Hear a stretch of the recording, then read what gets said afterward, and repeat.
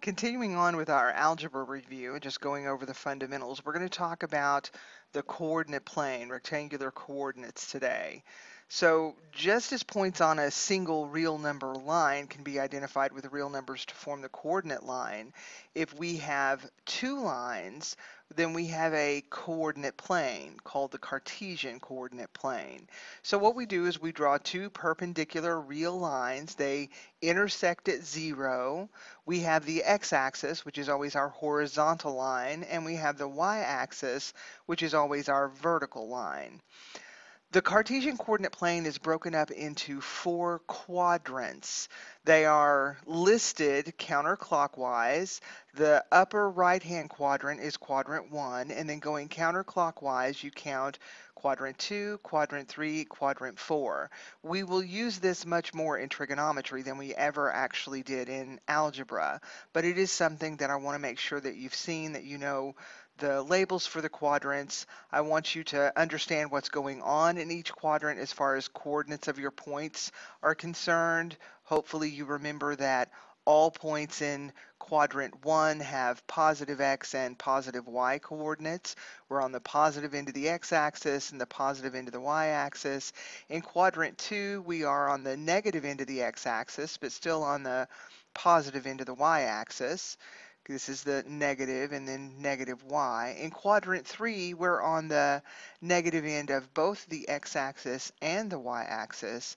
And in quadrant 4, we've gone back over to the positive end of the x-axis, but we're still at the negative end of the y-axis. So these things are important for you to know as far as the quadrants of the Cartesian coordinate plane. Again, we will use those much more in trigonometry than you have at this point in algebra. Any point P in the coordinate plane is located by a unique ordered pair. We call it the address of that point. It is X, Y, or A, B, any letters that you want to use. The first letter listed is always talking about the X coordinate, the horizontal component of that point in the plane. B is always the Y coordinate or the vertical component of that point in the plane. So given an address of any point in the plane, we know we can start at the origin and go in the direction according to the positives or negatives on our X and Y coordinates, and we can find the address of that point in the plane. So this is not new information to us. We'll practice graphing things a little bit on homework, just kind of get you back familiar with it and get going on that again. Let's talk about the distance and the midpoint formulas. When we talk about distance between 2 points on a real number line, basically what we're talking about is the difference in their coordinates along the real number line. So if we were talking about just one real number line and we had 2 different points on that real number line, the distance would be the absolute value of the difference between the values of those points. When we actually introduce the second coordinate line and we're in the Cartesian plane, we're no longer talking about a difference of linear distance, either vertically or horizontally. So the difference between point A and point B, the distance between those, is definitely just going to be the distance horizontally, the distance between the x coordinates. That distance is going to be the length of that segment because they both have the same y coordinate. You can see the same thing is going on here vertically. They both have the same x coordinate, so the distance is found by taking the difference in the y coordinates. However, when we don't have vertical or horizontal distance between a point, then we have to use the distance formula. We have to take into account the changes horizontally that have gone on and the changes vertically that have gone on. And hopefully you see a right triangle in front of you, and hopefully you can see that this is all going to be based on the Pythagorean theorem. The sum of the squares of the two sides has to equal the square of the hypotenuse in a right triangle. So that's why we have to get both the x and y coordinates involved in this process. It turns out that when we square the difference of two things, that we don't have to take the absolute value, because once you square it, you're going to get a positive result. So the distance formula more than likely has been given to you in this form before. We want the difference in the x coordinate squared. We're going to add to that the difference in the y coordinate squared, and then we're going to take the square root of that sum. The only thing we have to be careful of is making sure that we we list them in the same direction.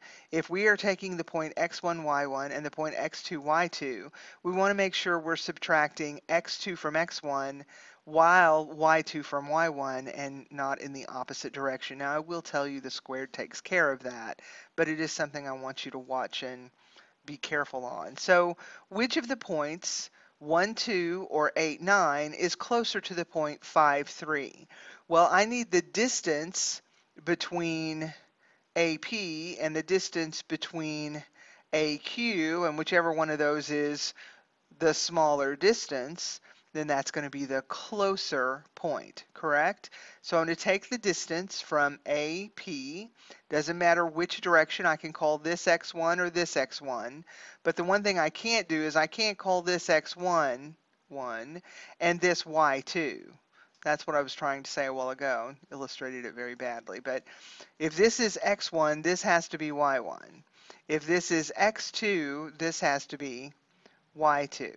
So we're going to take the difference in the x coordinates. We'll take 1 minus 5. We're going to square that. And the difference in the y coordinates, we'll take negative 2 minus 3, and we're going to square that. So this would be 4 squared is 16. Negative 5 squared is 25. We want the square root of that.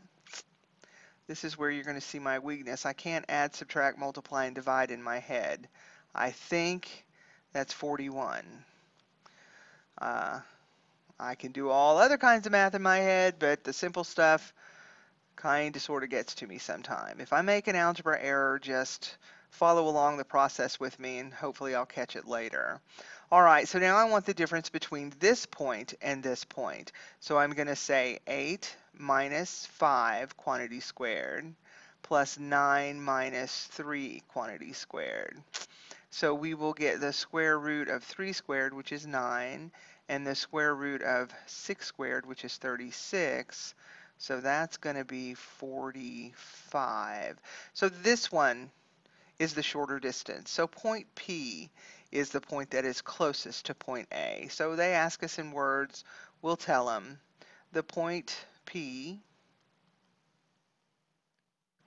is closer to point A. And done. All right, so there's distance formula. Let's talk about midpoint formula. It's basically the same kind of idea. We're talking about taking half the difference between the x coordinates and half the difference between the y coordinates, and that will give us the midpoint of any line segment. Whether it's horizontal, vertical, doesn't matter. We'll get the midpoint of that line segment. So show that the quadrilateral with vertices P, Q, R, and S is a parallelogram by proving that its two diagonals bisect each other. All right, so let's talk about diagonals here. That means we have to go from one corner.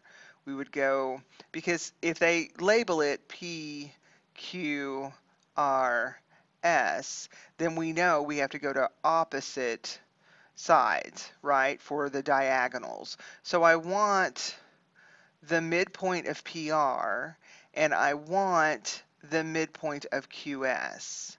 And I want to know that they are equal, right? Because if they're equal, then if it's the same point, then they bisect each other, correct?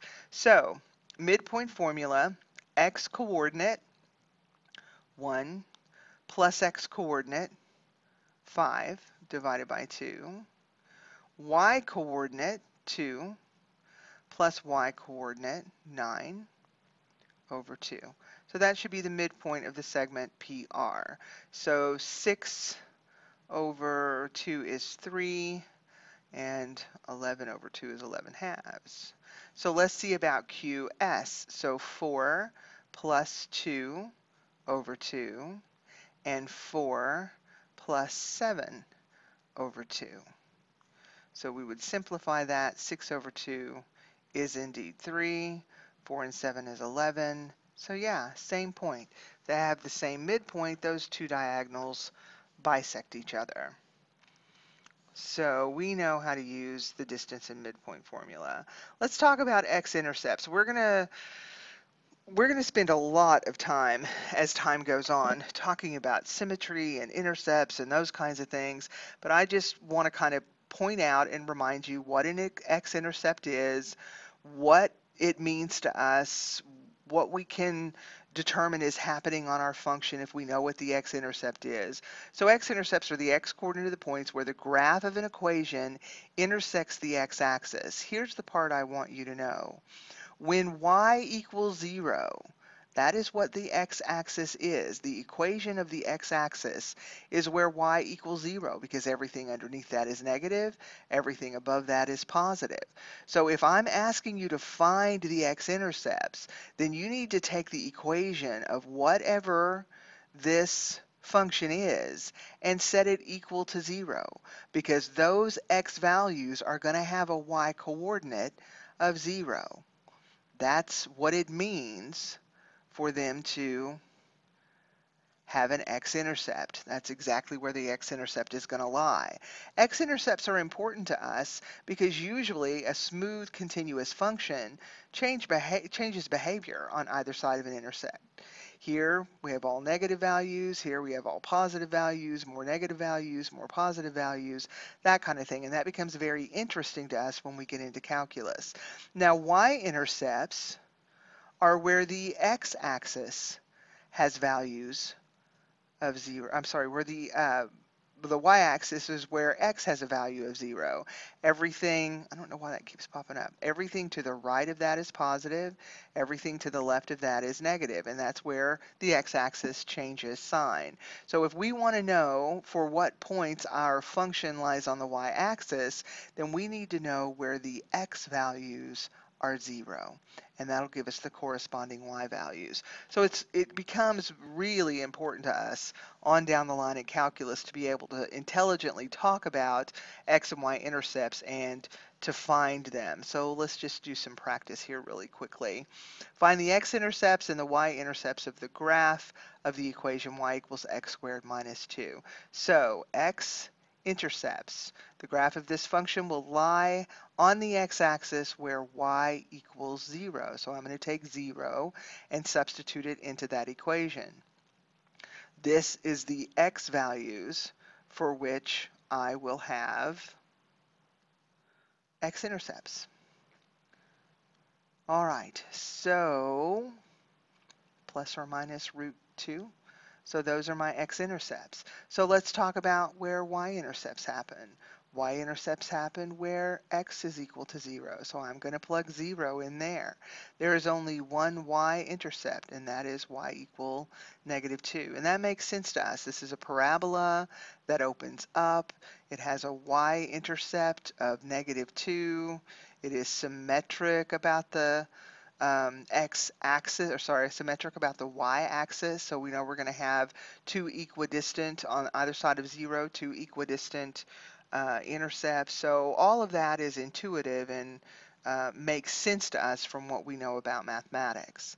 I'm going to stop this first video here because we still need to discuss equations of circles. It won't take us long, but there will be a second video. Look for that one, and we'll talk about circles in the Cartesian coordinate plane.